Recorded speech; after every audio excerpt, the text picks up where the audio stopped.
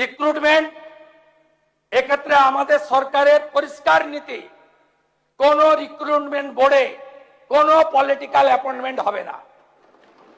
আপনারা পুরুলিয়ার প্রাক্তন সাংসদকে পিএসসির মেম্বার করেছিলেন, আপনারা রানাঘাটের প্রাক্তন সাংসদকে পিএসসির মেম্বার করেছিলেন, আপনারা তেহট্টের প্রাক্তন এমএলএ কে প্রাইমারি কাউন্সিলের রিক্রুটমেন্টের চেয়ারম্যান করেছিলেন, আপনারা এসএসসিতে কলেজ সার্ভিস কমিশনে আপনাদের পার্টির লোকেদেরকে তাবেদারদের বসিয়েছিলেন।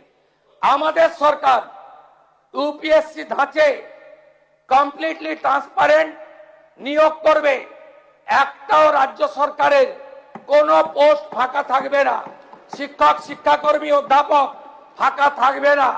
কার্বন কপি পাবেন, ওএমআর এক কপি বাড়ি নিয়ে যাবেন, এক কপি আপনি এক্সাম সেন্টারে দিয়ে যাবেন।